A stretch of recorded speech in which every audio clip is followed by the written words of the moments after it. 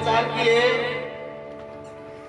भगवान जो है ना, भगवान के चिंतन करने लगे। भगवान, मैं आपके भक्ति भजन करने के लिए संत बना हूं, लेकिन आपने मेरे भक्ति भजन को सफल होने में मदद क्यों नहीं करते?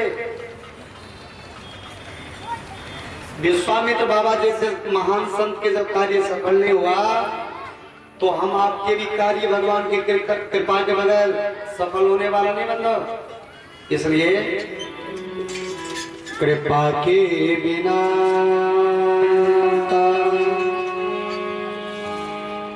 चलता नहीं है, कृपा के बिना चलता नहीं है, कृपा के बिना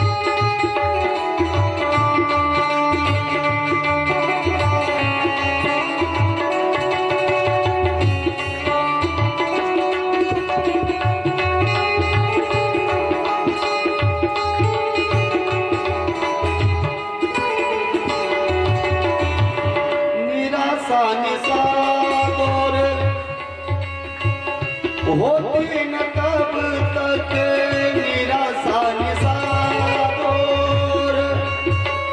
होती न तब तक दया भाव जब तक निकलता नहीं है, कृपा के बिना चलता नहीं है, कृपा के बिना चलता नहीं है, कृपा के बिना।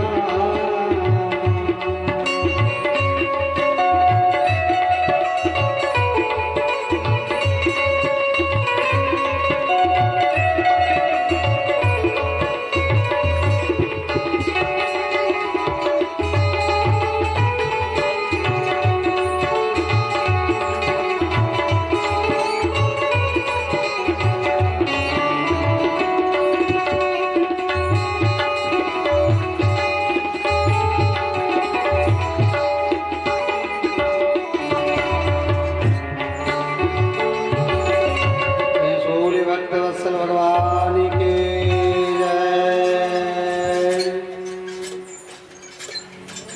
इसलिए भगवान के जीवन में कृपा की बहुत आवश्यकता है। भगवान की कृपा हम आपके जीवन में कैसे मिलेंगे? इसलिए भगवान के हम आपको कृपा पात्र बनना है। एक राजा एक संत भगवान के पास बार-बार आते थे और बहुत सुख सुविधा होने के बाद भी राजा साहब को हो कि बाबा महाराज हमको आशीर्वाद कहाँ दे रहे हैं, आशीर्वाद कहाँ दे रहे हैं, आशीर्वाद कहाँ दे रहे हैं। बाबा महाराज उनके मन के भावना को जान गए, राजा साहब के मन के भावना को जान गए कि हम इनको प्रत्यक्ष रूप में आशीर्वाद नहीं दे रहे हैं तो इनके मन में कष्ट है, तो बाबा कैसे आशीर्वाद देंगे? तो बाबा एक बार मेरे यहाँ कृपा कीजिए, मेरे यहाँ चला जाए, मेरे घर आंगन को पवित्र कर दीजिए। अपने यहाँ आने के लिए आमंत्रित किया बाबा महाराज को। बाबा महाराज बोले ठीक है चलो चलेंगे। बाबा महाराज राजा साहब यहाँ पहुंचे तो बाबा महाराज के लिए बहुत सुंदर खीर बनाया, बहुत सुंदर मीठा खीर बनाया। बाबा महाराज के लिए खीर थाली में परोस के लाया। बाबा महाराज भगवान को भोग लगाया जाए। बाबा महाराज बोले हम अपने ही बर्तन में पाते हैं, दूसरे के बर्तन में नहीं पाते, मेरे कमंडल में खीर परोस लो। बाबा महाराज के कमंडल में धूल कण थोड़ा गिरा पड़ा था। जैसे खीर उसमें पलटना चाहा ना, तो राजा साहब देखा बाबा महाराज के कमंडल में मिट्टी धूल कण है। राजा साहब खीर जो पलट रहा था कमंडल में वो रुक गए। बाबा जरा कमंडल को साफ कर लेते, कारण बहुत सुंदर खीर है, इसमें अगर हम खीर को पलट देंगे ना तो पानी में स्वादिष्ट नहीं रहेगा, वो किरकिरा सा हो जाएगा। इसलिए आप इसको धो लें। बाबा महाराज बोले जब इस कमंडल को नहीं धोएंगे, इसमें मिट्टी लगा है, इसमें खीर पलटोगे तो किरकिरा सा हो जाएगा। हाँ बाबा, बाबा महाराज बोले राजन एक बात बताओ, जो खीर अभी नहीं मिला तो बाद में भी खिला सकते हो ना, तो जो सामान फिर दोबारा मिलने का आशा है वो इस कमंडल में नहीं पलटना चाहते हो, क्यों? किरकिरा सा हो जाएगा। इसलिए तो तुम जो भगवान के कृपा रूपी कृपा जो चाहते हो, आशीर्वाद जो चाहते हो अपने जीवन में, तो तुम इस कमंडल को धोए बगैर तुम खीर परोसना नहीं चाहते मेरे कमंडल में। जब तुम्हारा हृदय साफ नहीं होगा, छल कपट से रहित नहीं होगा, तो हम तुम्हारे हृदय में भगवान की कृपा रूपी प्रसाद कैसे दे दें? सो बात को प्रेम से बोली भक्तवत्सल भगवान की जय। इसलिए सोचा भगवान, हम आपको किसी न किसी चीज का पात्र बनना पड़ता है। कृपा पात्र बनेंगे हम आप, तब हम आपके जीवन में भगवान की कृपा आके रुकेगा। वैसे आप पहले पात्र बन जाइए। जीवन में भगवान की कृपा हमेशा जो है, हमेशा हम आपके जीवन में कृपा होती रहती है। भगवान हर व्यक्ति के घर में रहना चाहते हैं। जैसे बारिश होने लगे, जोरों की बारिश होने लगे, आप सड़क होके चले जा रहे हैं तो इधर उधर देखते हैं ना कौन घर खाली है। जो घर खाली होगा तो उसमें आप जाके ठहरेंगे, देखते हैं सब घर भर ले, सब घर भर ले पहले से।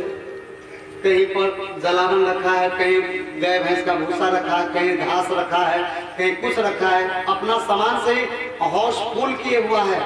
आप कहाँ ठहरेंगे? ठहरने का जगह नहीं मिलेगा, आगे बढ़ जाएंगे ना। ठीक उसी तरह भगवान तो माता बने, श्रोता भगवान हर व्यक्ति के हृदय में ठहरना चाहते हैं, लेकिन भगवान देखते हैं हौश फुल है पहले से। हम आपके हृदय में हौश पहले से फूल है। किससे? काम से, क्रोध से, लोभ से, मोह से, मद से, मत्सर से, यानी खल विकारों से हम आपका घर तो पहले से भरा है, कचरा से भरा हुआ है, तो उसमें भगवान कैसे आके ठहर जाएंगे? उसको तो पहले साफ करने का आप प्रयत्न कीजिए। ये साफ होगा कैसे? भगवान की कथा रूपी सरोवर में विश्वामित्र बाबा अपने मन में विचार किए, प्रभु अवतरो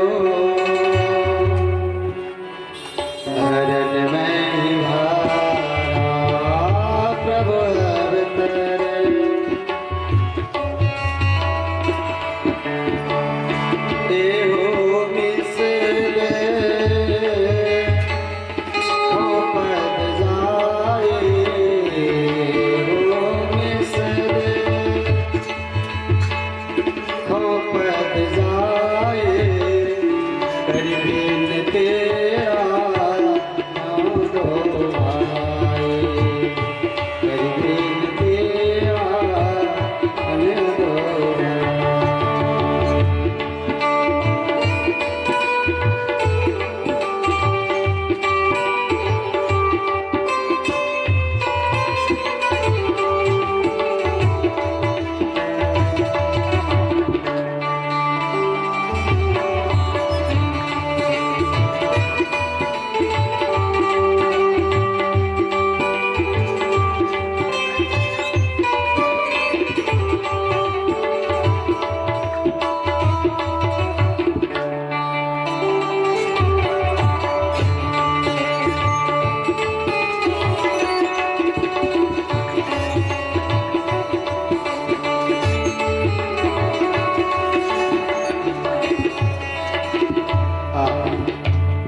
विश्वामित्र बाबा अपने मन में विचार किए, भगवान का जब चिंतन करने लगे तो शंका का समाधान हुआ, समस्या का समाधान हुआ।